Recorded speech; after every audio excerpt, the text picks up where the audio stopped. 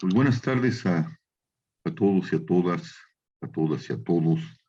Pues estamos en el último bloque de estas 6 entrevistas que hemos hecho alrededor de el mal y la crisis civilizatoria.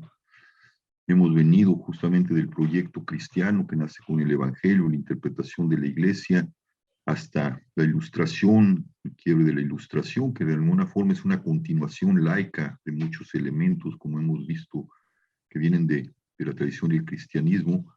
Y después el otro gran quiebre, que es lo que dio la Segunda Guerra Mundial, y los elementos que se pudieron rescatar en este proyecto civilizatorio, donde las complejidades del mal, las emergencias de muchas cosas, eh, han puesto también en crisis, ¿no? Y hemos tocado tres de los, ahorita tocaremos el tercero de los fundamentos de esta crisis. Los anteriores fueron la democracia y después vino el tema de la verdad. Y ahora estamos aquí con Juan Jesús Garza Onofre, ¿no? Un experto en cuestiones jurídicas. Vamos a tocar el tema de la justicia, precisamente, de las crisis de justicia, tratando de ir más allá de la coyuntura, partiendo en muchos sentidos de la coyuntura, para tratar de entender esta crisis de la justicia. Juan Jesús Garza Onofre, pues es un investigador de tiempo completo del Instituto de Investigaciones Jurídicas de la UNAM. Es un hombre que es experto en impartición de justicia, en temas muy profundos de la impartición de justicia, que en este país no sabemos dónde está, y de ética jurídica, importantísimo. No puede haber justicia sin su base ética. Y tiene varias publicaciones, escribe en varios periódicos, en varias revistas, y tiene varios libros publicados. Su último libro es un tema complejo, es la Escuela de Alicante de Filosofía del Derecho, Argumentación y Positivismo, ¿no? Un tema que tiene que ver con lo que estamos viviendo. Juan Jesús, pues muchas gracias por estar, agradecemos muchísimo, y tengo una gran admiración. Muchos te conocemos y te hemos seguido, sobre todo en este tema tan álgido como es la justicia y la crisis en la que estamos inmersos, ¿no? Junto con la crisis de la democracia, junto con la crisis de la verdad, junto con la crisis de un modelo civilizatorio que, que ha ido lentamente desgajándose hasta esta franja tremenda en la que estamos, y como decía Jacobo Dayan, en la que un mundo está muriendo y, citando a Gramsci, el que va a venir no sabemos, ¿no? Todavía no tenemos idea. Es, yo quisiera, digo, la justicia la entiendo, he tenido que caminar buscando justicia a lo largo de estos 10, 11 últimos años. Eh, y hay un término, a mí me gusta mucho, André Comte Sponville, cuando en este libro de los pequeños tratados de las grandes virtudes, dice que la justicia es una virtud muy poco clara, ¿no? Es decir, es casi un horizonte, y que solo la justicia aparece donde aparece verdaderamente un acto de justicia. Pero bueno, es, un, es una visión muy de un hombre que está muy cerca del budismo, está muy cerca de Spinoza, ¿no? Pero bueno, ¿qué es lo que tenemos que decir en esta? Si nos puedes enmarcar de alguna manera en tu concepto de crisis civilizatoria, del problema del mal y la justicia, como un parte del proyecto civilizatorio que quiere contener este horror, pues, que estamos viviendo y que todos sabemos de qué estamos hablando. Claro que sí, Javier, y de verdad, muchas gracias por la invitación. Estoy seguro que dicho proyecto y dicho ejercicio es bastante estimulante para repensar y ayudarnos a tener alguna reflexión sobre estos temas en los tiempos que corren, que en definitiva no son nada sencillos. A ver, partimos de una noción de justicia que, como bien trazaste, a partir de la Segunda Guerra Mundial, tiene un cambio fundamental a través de esta idea de que muchas veces el derecho, por el solo hecho de ser derecho, no significa que sea justo. ¿no? Tenemos todas las experiencias del derecho nazi o el derecho en los totalitarismos que generaron propiamente la Segunda Guerra Mundial, ¿no? Y a partir de ahí se hace un quiebre en torno a que muchas veces el derecho puede ser injusto. El derecho puede ser opresivo, el derecho puede ser violento y el derecho puede tener connotaciones de una índole más bien muy alejada de la justicia, ¿no? Entonces esperaría que a partir de la Segunda Guerra, de este quiebre en torno a la noción de justicia y derecho, dos conceptos que siempre han ido de la mano, ¿no? Pues por lo menos se crean instituciones internacionales, ¿no? A partir de ahí, todo el desarrollo en materia de derechos humanos a través de Naciones Unidas y los distintos subsistemas regionales, tribunales, Corte Interamericana, tribunales internacionales, ¿no? Pensaríamos que con eso se van dando pasos suficientes para poder concretar una noción de justicia muchísimo más institucionalizada, Javier. Y esto es donde empiezan los problemas contemporáneos en torno a la estructuración de la justicia. El hecho de institucionalizar, de dotar de ciertos procedimientos a la propia justicia, ha ido mermando propiamente un fácil acceso a la misma y sobre todo una pretensión de universalidad. ¿Y qué es lo que pasa con la justicia y por ende con el acceso a la misma y a través del derecho? Es que esta idea de igualdad ante la ley, de que cualquier persona puede acceder a la justicia y a partir de ahí entrar a estos mecanismos de control del derecho a través de interpretación de las abogadas, de los jueces, de todo el sistema de justicia, pues es que al final del día también está sufriendo una crisis en torno a temas de desigualdad, en torno a temas de machismo, en torno a temas de que el propio sistema va generando un doble aviso. Ya no solamente se trata de acceder a lo difícil que es acceder al sistema de justicia, sino que para acceder al mismo es necesario tener buenos recursos, conocidos, los problemas que van muy de la mano de la crisis civilizatoria. Al final del día, el derecho va perdiendo esa noción de justicia y se vuelve enteramente algo burocrático, ¿no? Esto es algo que reitero, Javier, en este país lamentablemente los casos no lo ganan los mejores abogados, los casos los ganan quienes tienen el dinero para pagar a los mejores abogados.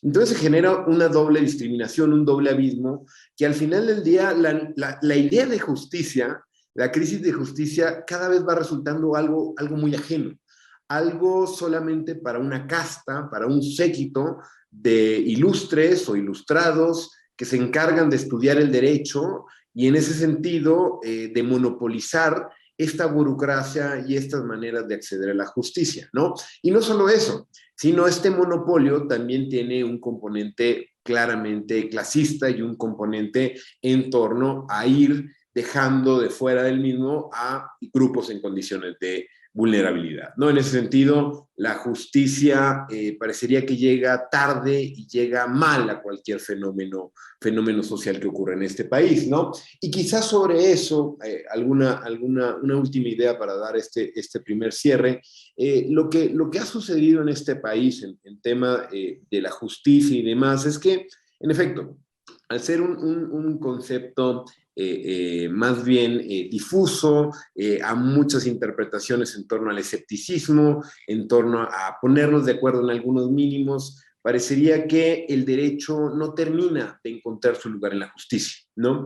Y en ese sentido, lo que para algunos puede ser una ley muy bien hecha, ¿no? El propio caso de la Constitución es una Constitución mexicana, una de las más pobladas en derecho, de las primeras que incluyó derechos de corte social como la educación, como el trabajo, incluso antes que la rusa, antes que la de Weimar, pero al final del día la cristalización de ese derecho es bastante, existe una deuda bastante grande, ¿no? Entonces, ese abismo que va generando entre lo que dice el derecho y la efectividad del mismo, claramente va provocando a su vez mayores injusticias. El problema no es nada fácil de solventar, porque al final parecería que entrarle un tema de justicia institucional, de crear instituciones, personas que la puedan manejar, jueces, tal, al final del día también tiene un fuerte componente en donde la línea que divide a la justicia de la venganza empieza a difuminarse, ¿no? Y en ese sentido, lo que ha pasado en los últimos años con la violencia sistemática en la que hemos estado inmersos, pues claramente parecería que antes que buscar reparación, que antes que buscar verdad o mecanismos democráticos de acceso a la justicia, la única respuesta en torno al derecho y a la justicia que se nos ocurre es la cárcel, ¿no? Y la cárcel es el último castigo, ¿no? Y esto no es algo, ahora está un poco de moda de nuevo por el tema de la prisión preventiva oficiosa, pero lo cierto es que desde hace algunos años parecería que la única respuesta que tenemos al tema de las injusticias en México es el tema de la cárcel, es el tema de la mano dura. Y cada elección, cada sexenio, cada trienio a nivel local, a nivel estatal, no falta un partido político, no falta algún candidato o candidata que venga con una propuesta de nueva cuenta en torno a pena de muerte, en torno a prisión perpetua, en torno incluso a castración, como si esta evolución que hubiéramos tenido en la institucionalización de la justicia para poder generar mecanismos de balance entre la justicia, el derecho, entre tener un horizonte para poder irlo cerrando, parecería que la crisis es algo que va más allá solamente del concepto de justicia y llega también al concepto de derecho, llega a las instituciones que enarbolan la justicia y el derecho, y en ese sentido me parece que si esto entra en crisis, si el derecho como tal y la pretensión de justicia entran en crisis, pues al final del día lo que tenemos es el ojo por ojo.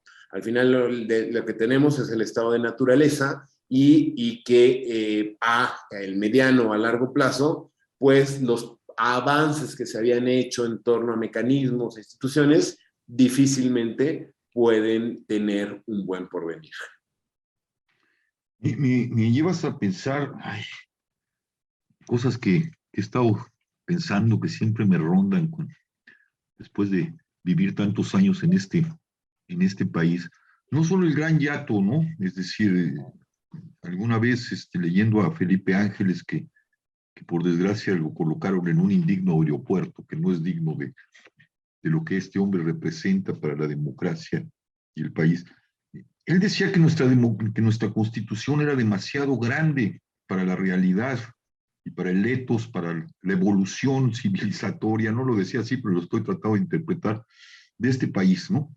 Es decir, que entre el ideal que está en esa constitución de la que tú diste grandes líneas, esta constitución tremendamente garantista, esta constitución que se adelanta a muchas formas de otras constituciones de vanguardia, no estaba a la altura de lo que es la realidad del pueblo mexicano y de las instituciones que se estaban creando y que estaban emergiendo.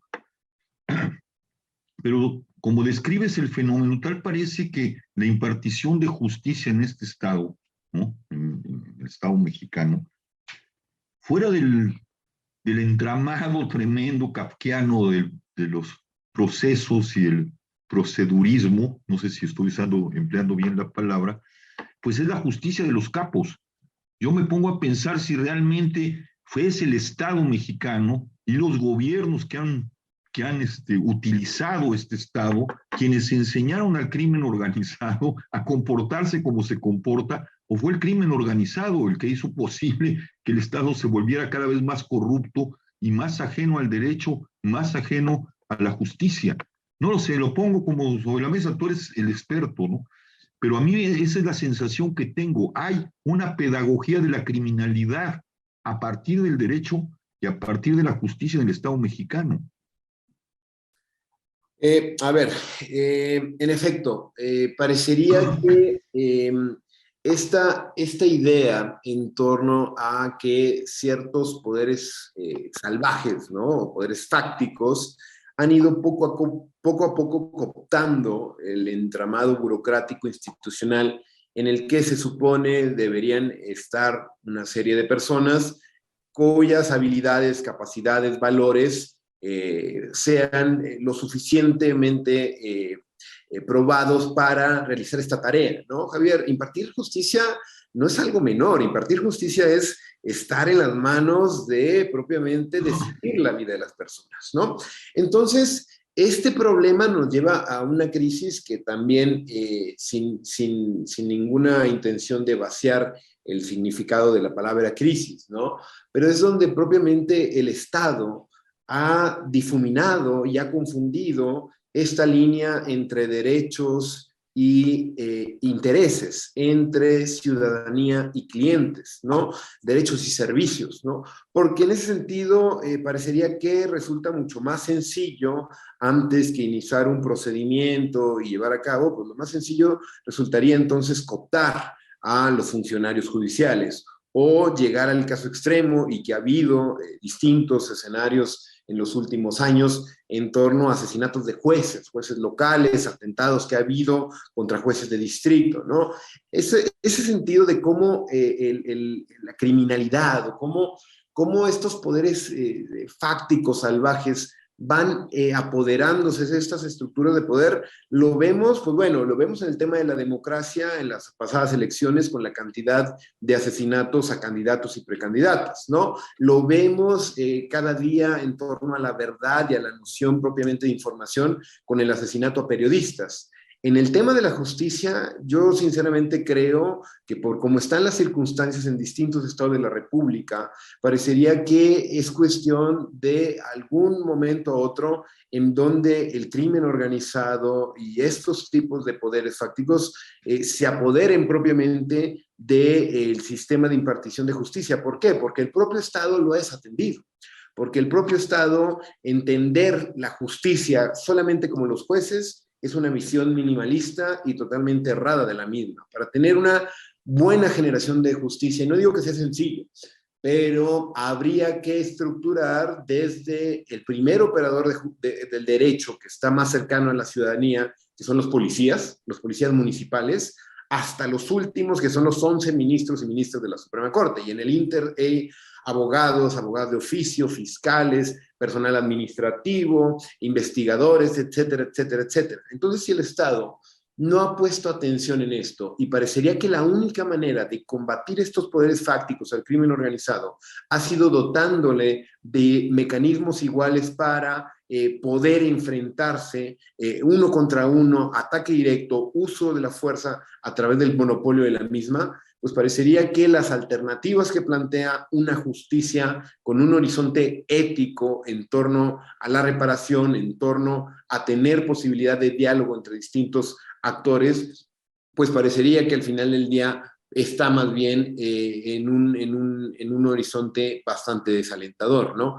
Aquí sí creo, Javier, que hay una deuda del Estado, ¿no? El solo hecho de construir instituciones no garantiza que las mismas sean funcionales. Y para esto necesitamos, ¿qué? Necesitamos paciencia, necesitamos recursos, necesitamos que algún líder que entienda la estructuración de la justicia en este país entienda que no es algo políticamente redituable ni electoralmente pueda rendir frutos. Simple y sencillamente es un trabajo gris, ¿no? Kafka lo ponía espectacular, y Kafka me parece el mejor que pudo narrar lo que es esa justicia. La justicia aburrida, es pesada, es burocrática. Decían ante la ley Kafka, detrás de una puerta hay otra, y detrás de esa puerta hay otra con otro guardián, y así sucesivamente hasta llegar a un guardián cada vez más grande y cada vez más poderoso para acceder a lo que es propiamente la justicia.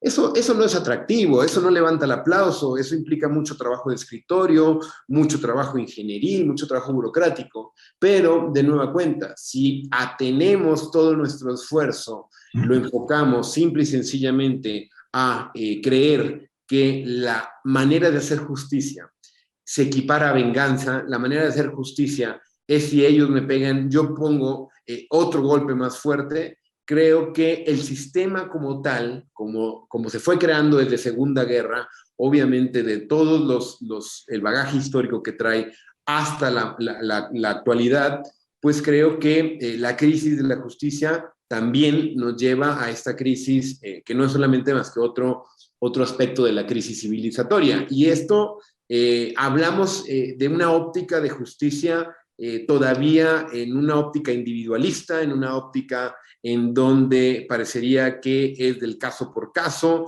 es enteramente egoísta y autónoma, ¿no? Frente a los grandes problemas que se nos vienen y que ya estamos teniendo, como la crisis humanitaria, como la crisis climática, el derecho y la justicia, ¿qué pueden hacer? ¿No?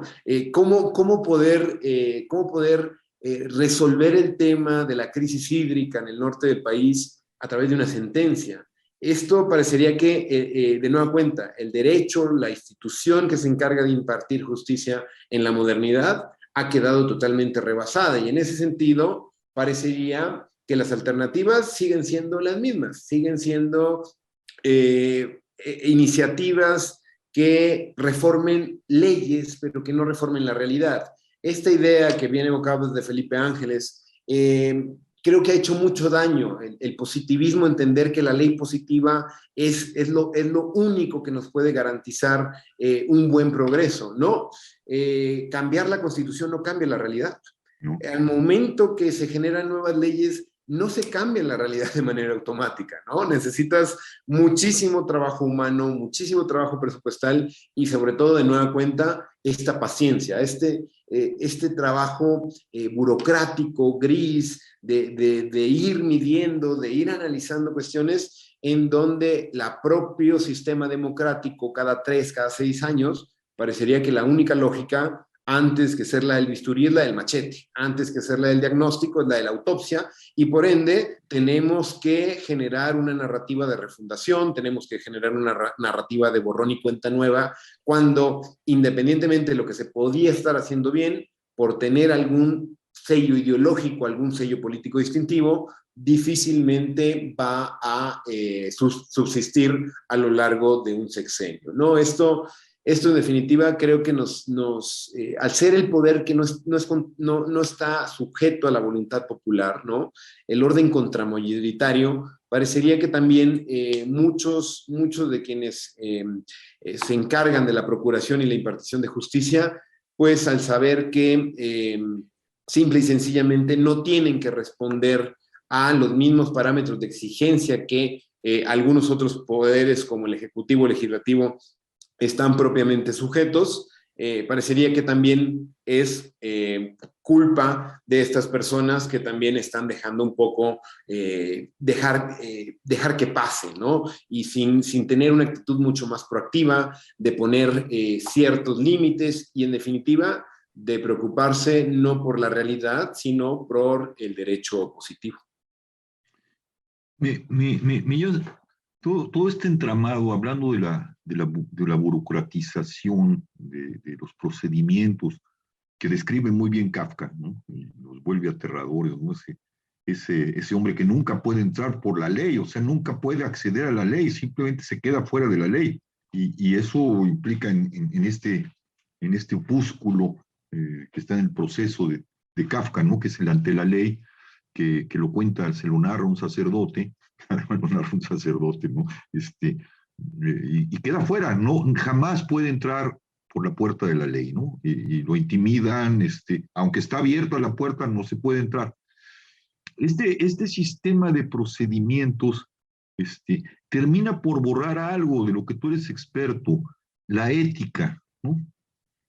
¿Dónde queda la ética? Y yo creo que frente a todo este desastre que estás describiendo, lo que menos aparece, que es el componente en donde la justicia creo que debe de articularse, que es la ética, se pierde en todo el proceso, ¿no? Lo que importa parece que es el proceso, son el estar mandando alegatos, interpretaciones a la ley, etcétera, etcétera, y el proceso va, y lo que menos queda claro es la verdad, y lo que menos queda claro para juzgar todo ese proceso es la ética, ¿no? ¿Dónde queda? ¿Dónde quedó? Claro. Yo en este tema particular, Javier, me parece que esta moralidad, esta institucionalidad de la moralidad a través de la ética, ha sido enteramente subsumida por el derecho, ¿no? Pero no ese derecho que tiene un cariz transformador, que tiene un cariz de pretensión de justicia, sino un derecho más bien formalista que se enfoca en las formas, ¿no? Y hablo de varios aspectos. Empecemos por el lenguaje, ¿no? Que hay algo que en el gremio se conoce como el abogañol, ¿no? No hablas español, hablas abogañol y tienes que traducir, ¿no? Este lenguaje para que algo que debería ser de un bien público, que algo que nos debería interesar a nosotros, tiene tecnicismos, giros lingüísticos que al final del día son utilizados por el propio gremio para ir monopolizando dichos aspectos sustantivos, ¿no? La estética también, ¿no? La estética, la idea de palacio de justicia, ¿no? Eso ya nos habla también de estas distancias que hay entre los impartidores, entre el mecanismo, entre el monopolio que tienen los operadores jurídicos y propiamente la pretensión de entender que no todos deben de tener esa posibilidad para entender el derecho, por distintas o por muy variadas razones. Pero frente a esa burocracia, frente a ese formalismo, pues es cierto que los criterios éticos, las nociones propiamente de moralidad, de entender una noción de justicia frente a la posibilidad de interpretar la ley, por lo general, y yo lo he dicho en distintas ocasiones, el principal problema en torno a la interpretación del derecho en este país no es que tengamos jueces activistas que se atrevan a ser creativos, que intenten darle algún giro a esta burocracia y más, no. El problema es ese, es la idea que Norberto Bobbio tipificaba como el positivismo ideológico. El derecho se tiene que respetar por el solo hecho de ser derecho y no acepta ningún tipo de crítica, de interpretación ni nada. Y si te falta una firma color negra, independientemente tengas un caso que tiene cuestiones sustantivas a derechos, etcétera, etcétera, si no tiene la firma en color negro, te vamos a desechar, ¿no? Este tipo de mecanismos que han ido convirtiendo al derecho más bien en una especie de ritual, en donde importa mucho la estética, la lingüística, el besamanos, el IC, el DOC, este tipo de giros que va teniendo la práctica jurídica, pues en definitiva es mucho más redituable, hablando ya de manera de gran escala en esta crisis civilizatoria de consumo, de éxito, de progreso, es mucho más fácil aprenderse la ley de memoria antes que tener un criterio crítico, un criterio ético sobre la propia ley, sobre, es decir,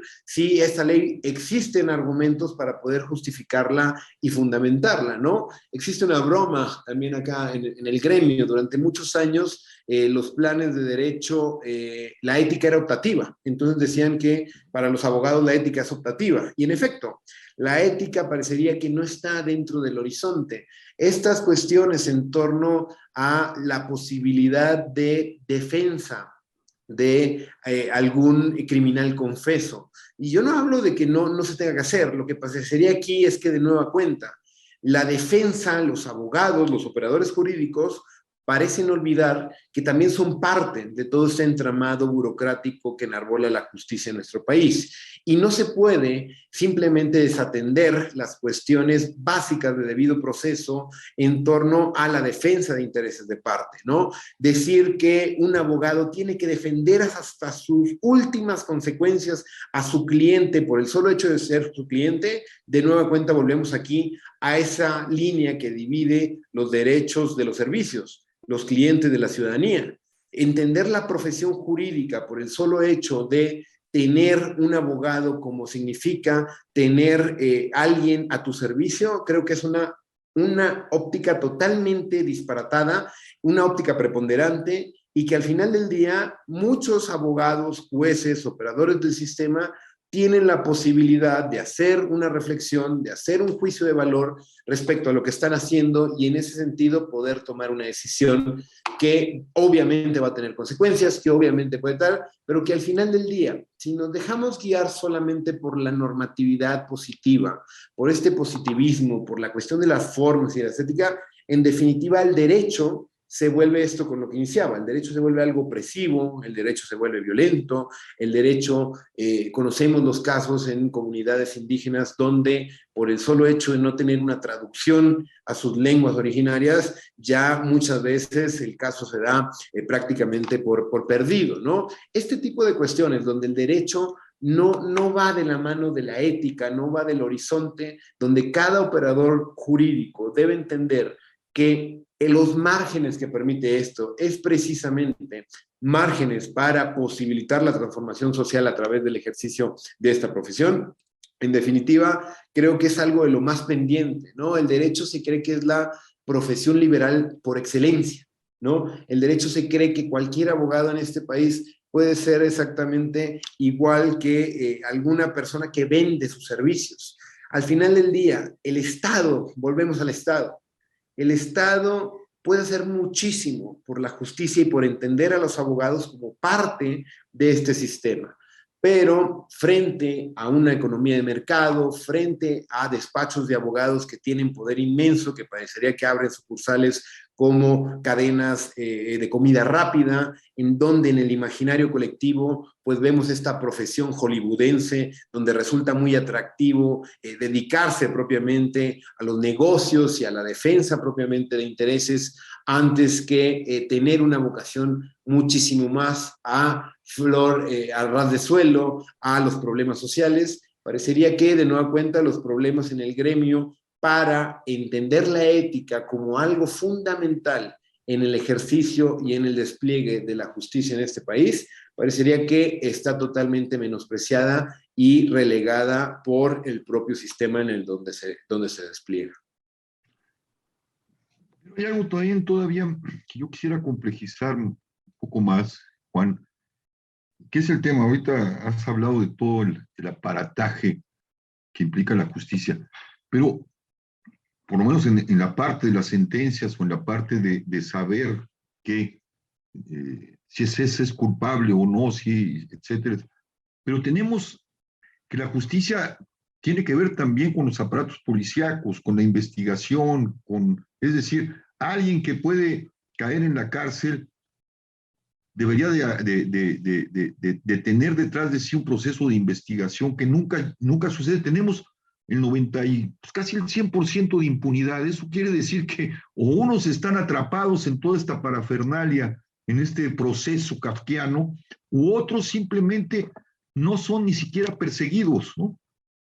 Es decir, y lo que tenemos es una anulación casi de la justicia, ¿no? Y una gran cantidad de injusticias. Claro, claro, y al final, Javier, estas distorsiones que hay en el entendimiento de la procuración de justicia, ¿no? En ese país, ¿quién quiere ser policía? Al final del día, ¿cuánto es lo que pueden obtener para tener una vida digna y desarrollar sus planes de vida conforme ellos los hayan trazado, ¿no? Y en ese sentido es lo que pasa, la desigualdad como uno de los grandes problemas estructurales de nuestros tiempos, la desigualdad pega también en la estructuración de la impartición de justicia.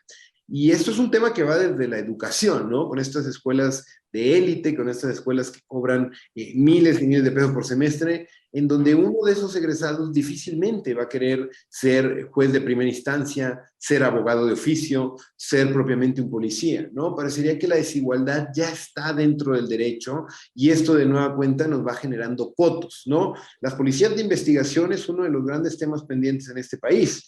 De nueva cuenta, cárcel, ¿no? La prisión preventiva es eso. La prisión preventiva es una de las fórmulas más eficaces para que las fiscalías no realicen su trabajo de manera eficiente. Y no solamente las fiscalías, sino también los jueces que llegan a las carpetas de investigación. Porque en lo que investigamos, pues pueden pasar 19, 20 años. 19, 20 años sin una sentencia, afectando derechos que dice la Constitución de presunción de inocencia, de libertad personal, de debido proceso, ¿no? Y dice eso la Constitución, y la Constitución dice que nadie, y la ley en la materia dice que nadie puede estar más de 2 años por prisión preventiva. Y en esos 2 años, que se convierten en 20, en 25, pues estos expedientes se pierden, estas personas cambian, el contexto político cambia y al final las personas siguen estando en la cárcel sin tener una sentencia. Las policías de investigación, en definitiva, es uno de los grandes temas pendientes. Las reformas judiciales que ha habido en nuestro país en los últimos 30 años se han enfocado en eso, Suprema Corte, en generar nuevos tribunales, nuevos mecanismos de acceso cuando se generan choques entre los distintos poderes de la Unión, pero al final del día la gran reforma pendiente, Javier, es la reforma política, judicial, desde el ámbito local, ¿no? Porque pensamos atender a uniformar, ¿no? Y un código penal único y borrando los matices que tiene este país, y al final del día las dificultades que tiene un policía en Ciudad Juárez son muy, muy, muy diferentes a las que tendrá en la capital o las que tendrá en el sur del país. Y esto, de nueva cuenta, es estructuración, es trabajo aburrido, es entrarle a temas de federalismo, entrarle a temas de presupuesto que no arrancan el aplauso de decir, bueno, tenemos más personas en la cárcel, las cárceles están llenas, bueno, cada vez se castiga más a los malos, ¿no? Este tipo de ideas van minando la posibilidad de que personas que están en estos últimos eslabones de la cadena jurídica para poder llegar a construir criterios justos, criterios muchísimo más uniformes en cómo trazamos nuestra justicia en el país, pues en definitiva se van desalentando. Poco a poco se va perdiendo esa posibilidad. Y aquí de nueva cuenta la pregunta que me hacías. ¿Cuáles van a ser los motivos para que un policía que gana alrededor de 15,000 pesos pueda negar propiamente un soborno del crimen organizado frente a un total desbarajuste respecto a lo que significa ser policía, lo que significa pertenecer a la corporación, tener un salario digno, tener descansos? Todo está mal con el tema de las policías. Las policías, en verdad, que se ve generalmente como solamente el punto final en el que empieza toda la cadena de justicia en la procuración. Lo cierto es que detrás de esas detenciones, detrás de esos esquemas que tienen para generar investigación, hay muchísimo trabajo que hacer, hay muchísimo trabajo de cerrar brechas, de dignificar estos oficios, porque al final del día, buenas investigaciones generarán buenas sentencias. Los ministros, los jueces no son investigadores. Las pruebas que les llegan a ellos no valoran pruebas, ellos no valoran los hechos del caso, a qué hora sucedió. Ellos al final lo que tratan de hacer es marcar criterios generales que puedan servir hacia el futuro. Entonces, habrá que invertir la ecuación. Antes de hacer una gran reforma judicial como la que hubo hace algunos años ya en esta administración, de arriba hacia abajo, tendría que venir de abajo hacia arriba, de lo local hacia lo federal, y entender que estas cuestiones no van a cambiar de la noche a la mañana. De nueva cuenta, reformar el tema de la justicia en este país no va a cambiar de manera inmediata. Se necesita paciencia, se necesita a largo plazo y se necesita cambiar la lógica. Se ha intentado lo mismo. Creo que el mayor argumento es, bueno, si estuviera funcionando que más personas estuvieran en la cárcel por los delitos graves, si estuviera funcionando el uso de la fuerza desaforada, comprar cada vez más armamento, comprar cada vez más equipo, bueno, tendríamos un argumento para defender eso. El problema es que no está funcionando. No han bajado los índices de criminalidad, no han bajado los asesinatos, y en ese sentido creo que esto, me atrevo a decir como parte del gremio, sí parecería que la falta de imaginación, ¿no? Esto lo decía Butler, y estoy tratando de traerlo a la conversación.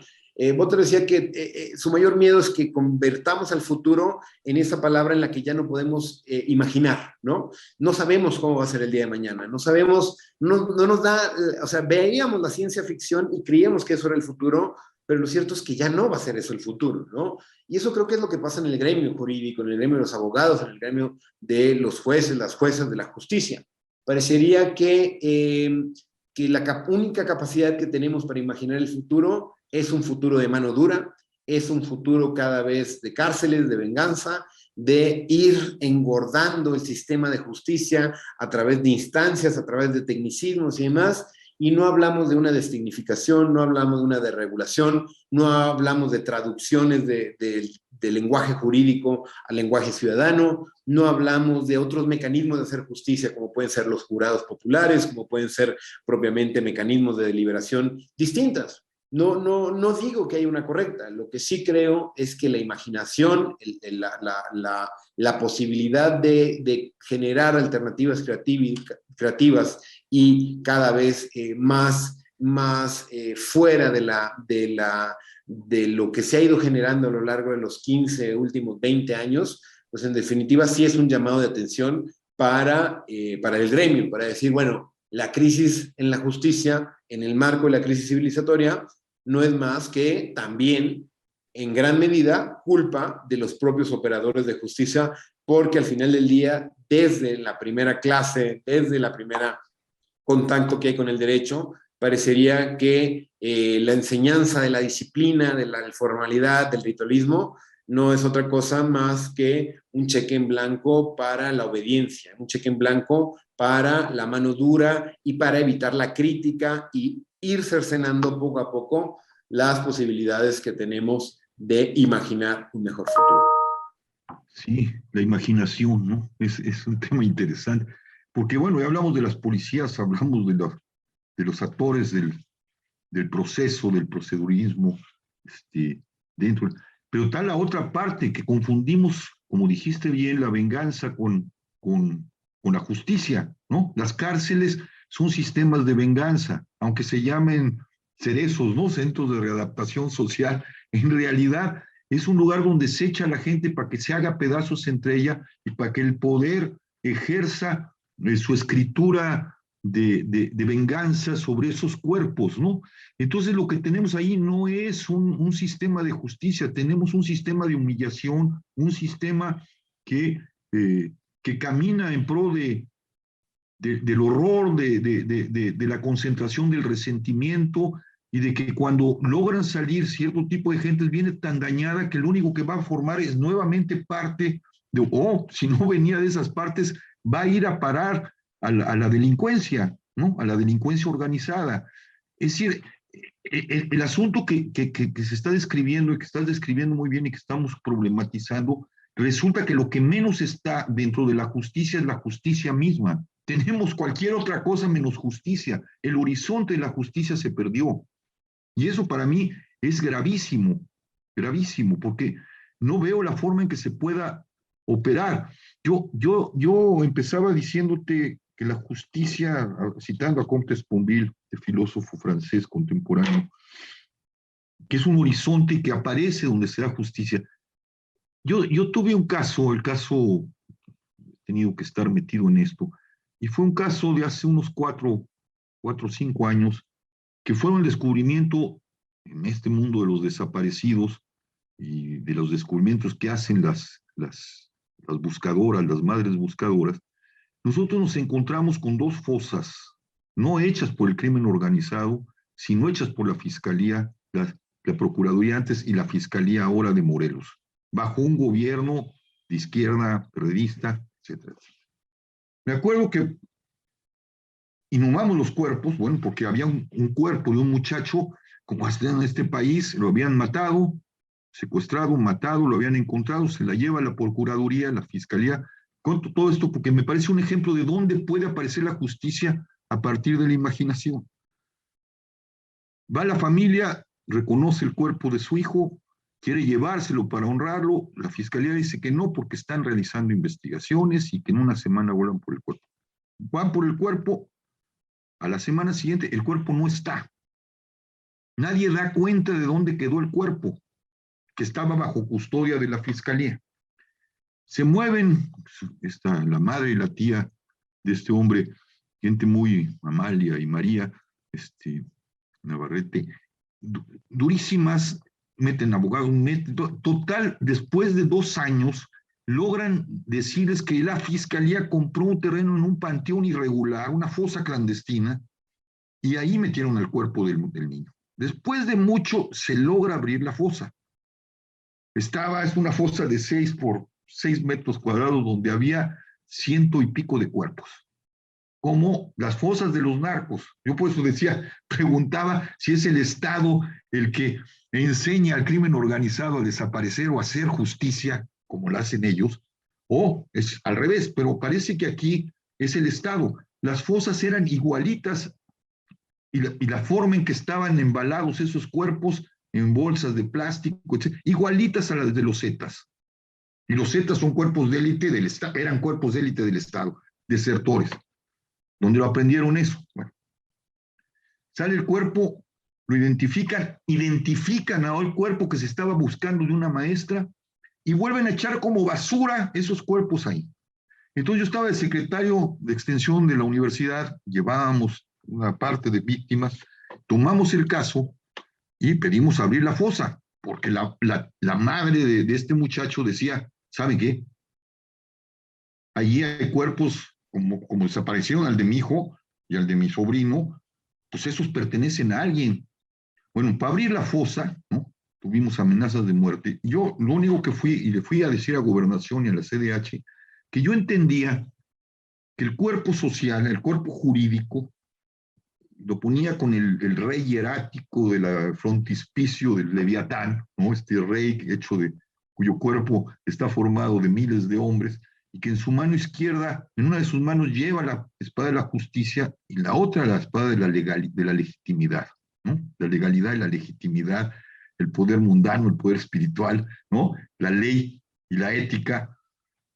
Y yo decía, hasta donde sé, y estaba citando a Gamben, para que un gobierno, para que un Estado funcione en su condición de justicia, necesita que la legalidad y la ley vayan de la mano. En este país de desaparecidos, en este país donde estamos descubriendo fosas que no hace el crimen organizado, sino el Estado, vemos que la legitimidad que traemos las víctimas y que descubrimos y señalamos el crimen en la fosa no corresponde a la legalidad del Estado. Y la legalidad del Estado tiene que amparar esto. Yo los invito a empatar la legalidad con la legitimidad. De lo contrario, con nuestra legitimidad vamos a abrir las fosas, vamos a sacar esos cuerpos y con su legalidad ustedes nos van a tener que meter a la cárcel y explicar a la nación por qué nos metieron a la cárcel. Bueno, en ese momento hay un momento de lucidez y dicen, vamos. Y se hace una intervención de fosas, que es un ejemplo, nadie lo retomó, todavía está en deuda parte de los cuerpos que están en Jojutla, no se han sacado todos esos cuerpos, y trabajaron Policía Federal, trabajó la Policía y la Fiscalía, grupos de víctimas preparadas en cuestiones de forenses, la universidad, y sacamos esos cuerpos. Se identificaron, se hizo lo que no hizo las procuradurías, hacer un trabajo forense de identificación desde el ABC, si trae la ropa, etcétera, etcétera. Y hasta donde yo me quedé, se entregaron 11 cuerpos. Esos cuerpos no los había desaparecido el crimen organizado, los desapareció el Estado. Entonces, en esta mezcla, Juan Jesús, todo el discurso jurídico, y aquí la invención hace posible la justicia, y muy parcialmente, pero fuera de eso, lo que tenemos es un gran discurso y unas grandes intenciones de reforma donde la justicia no está presente, más que por momentos, por instantes, que se vuelven a sumir en la lógica monstruosa del proceso o de la negación de la justicia. ¿Tú crees que haya una salida frente a esto? Porque lo que impera es precisamente la justicia disfrazada de injusticia, la injusticia disfrazada de justicia, ¿no? Claro. A ver, creo que en efecto, aquí creo que vale la pena teorizar sobre la ausencia, ¿no? Sobre cómo esta desafección, este alejamiento que ha ido generando propiamente el Estado por las condiciones en las que se ha ido desarrollando, parecería que ante esta ausencia de Estado, quienes pueden dar la cara o quienes están levantando la mano, pues no son propiamente parte del Estado. ¿Qué es esto? Es propiamente colectivos, madres, propiamente organizaciones de la sociedad civil, la academia, etcétera, etcétera, ¿no? Habrá chispazos de lo institucional, casos paradigmáticos, voluntad, ¿no? pero parecería que esta idea de la crisis civilizatoria, esta idea de una crisis muchísimo más profunda, invita a eso, invita a que ante la ausencia, ante cada semana un escándalo, ante la vertiginosidad que estamos teniendo como sociedad en los tiempos que corren, lo más sencillo sería ir dejando, y así como en la prisión preventiva se va a perder el expediente, si no hay esa voluntad, si no hay, lo cierto es que parecería que el olvido será lo único que prime, ¿no? Y parecería que la alternativa de nueva cuenta ante esta crisis de la justicia, antes de hablar de una justicia generalizada, de un poder judicial de forma absoluta y demás, yo apelo a eso, apelo a analizar ciertas posibilidades de éxito en torno con el propio, a cómo el derecho ha podido servir en ocasiones para lo que debe de servir y no para generar otra injusticia o otra burocracia, ¿no? Y en ese sentido existen las posibilidades, son excepcionales, ¿no? Y la excepcionalidad en este país parecería que es la regla, ¿no? Pero lo cierto es que los motivos para continuar cada vez se tornan cuesta arriba, ¿no? Tú lo iniciaste hablando de la cárcel, ¿no? En esta intervención. ¿Qué es la cárcel? Yo estoy seguro que cualquier político, cualquier candidato que haya firmado a favor de la prisión preventiva oficiosa, cuyo plan de seguridad sea la construcción de nuevas cárceles, yo estoy seguro que cuando conozcan una de ellas no van a encontrar la solución a todos los problemas de este país ahí, ¿no? Yo soy de Monterrey, ¿no? Me tocó mucho tiempo asistir al penal del Topo Chico, ahora clausurado, ahora hay un parque y demás, pero en el penal del Topo Chico fue el gran motín que fue en el México contemporáneo en plena guerra contra el narcotráfico, ¿no? Y la pregunta que te haces como profesor de Derecho y como alguien interesado en los temas de justicia es, si el propio Estado, en un territorio controlado, delimitado, con cámaras, con seguridad, con alcaide, con un procedimiento burocrático difícil, ni siquiera está controlando eso, ¿cómo va a controlar este país? ¿Cómo va a controlar los desiertos? ¿Cómo va a controlar las fosas? ¿No? Si no puede ni controlar una cárcel con una población que supone que está perfectamente contabilizada, que tiene mecanismos para poder vigilar y que controle eso. Si eso no pasa, ¿no? Si lo que pasa son motines, si lo que pasa son al final del día una confusión entre delitos graves, delitos menores, al final se generan ambientes que no sirven propiamente para la readaptación y la reinserción, pues al final parecería que las alternativas, como ha sido la historia de la justicia en este país, las alternativas de nueva cuenta no van a venir por lo institucional, las alternativas van a venir por propiamente ejemplos concretos, paradigmáticos, que puedan servir para llamar la atención sobre cómo se está haciendo mal un trabajo y que es un trabajo de nueva cuenta con un cariz individualista, con un cariz más bien político, que está dependiendo del calendario electoral y que en ese sentido apelar a la solidaridad, ¿no? Un valor totalmente ajeno en el gremio, un valor donde la Fiscalía Estatal difícilmente va a colaborar con la federal, en donde hay egos, hay problemas de personalidad entre las propias corporaciones policíacas, pues apelar a la solidaridad, a una nueva posibilidad de entender el derecho como resaltando su valor civilizatorio, ¿no? De nueva cuenta, lo más sencillo claramente sería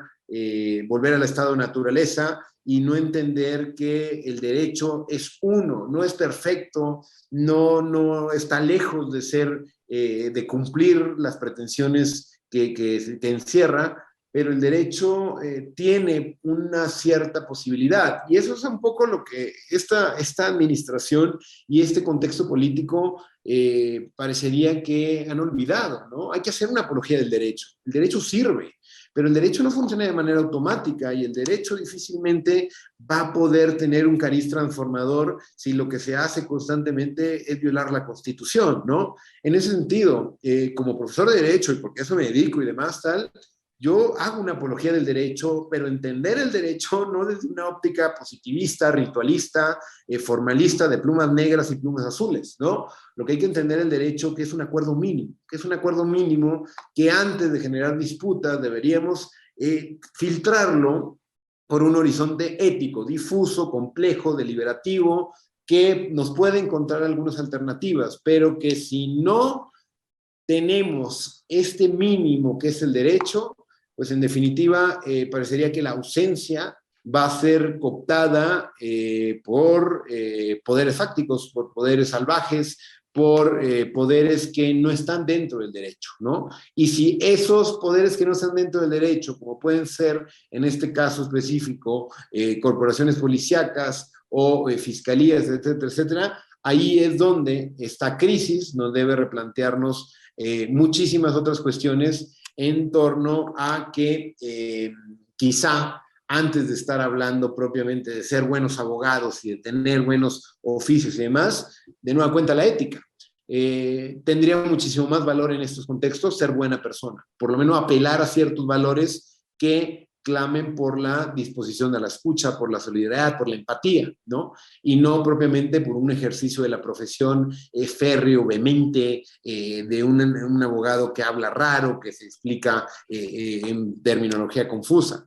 Es difícil, pero yo creo que si no estamos haciendo algo, si no vemos estos focos rojos desde hace muchos años y creemos que el derecho sigue siendo esa profesión que hace justicia y que llega a todas las personas de un determinado territorio, en definitiva la relevancia social de los abogados, la relevancia social de las personas que nos dedicamos a eso, tarde que temprano va a desaparecer y los argumentos para invitar a las futuras generaciones a que estudien derecho, a que ejerzan la profesión, pues claramente van a ser mínimas frente a las posibilidades que van a tener en otros contextos muchísimo más ambiciosos y muchísimo más poderosos, como pueden ser propiamente dedicarse a el mercado, dedicarse a no entender esta necesidad que tiene el derecho de personas que puedan desplegar la justicia en los distintos entornos en los que se desarrolla.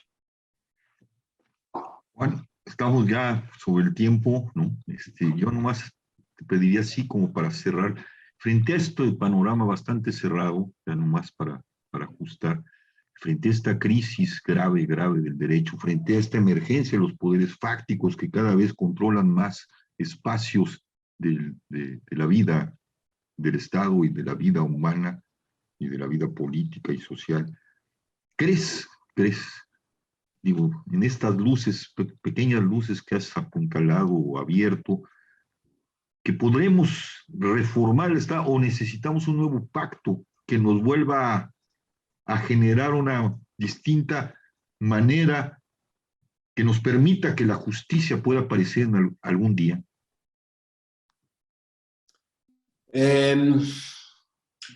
A ver, de creerlo, sí lo creo, no me declaro en absoluto pesimista, ni en absoluto me declararía en total inacción. Y eso es la chamba que nos toca y lo que nos corresponde hacer. Creo que sí necesitamos, por lo menos, ser conscientes de que el argumento individualista para subsistir en estos contextos es insuficiente para proveer un buen futuro a los que vienen, ¿no? Y en ese sentido, si no tenemos apelar a la unidad, a un pacto, si le queremos llamar pacto, pero eso, a entender propiamente la noción de justicia desde algo muchísimo más comunitario, de entender otros conceptos que nos puedan hacer entender que somos parte de una comunidad política y que esa comunidad política depende en gran medida de que las distancias no sean tan absolutas, creo que no sé si vaya a suceder, pero nos vamos a dejar la vida intentándolo. Pues muchas gracias, Juan. Es una ruta, un compromiso frente a lo difícil que está la oscuridad y la densidad de esta crisis. Te agradezco muchísimo, te agradecemos y pues nos veremos pronto. Claro que sí, Juan. Que así sea, Javier. Gracias por la invitación. No, al contrario, gracias por saber, muchas gracias por estar. Cuídate mucho. Hasta luego.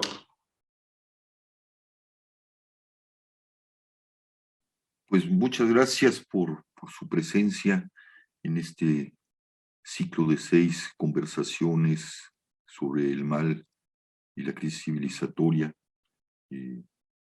Hemos hecho este análisis a partir de lo que consideramos es la civilización que ha llegado a uno de los parteaguas más tremendas en su historia y que nació con el Evangelio, la interpretación cristiana.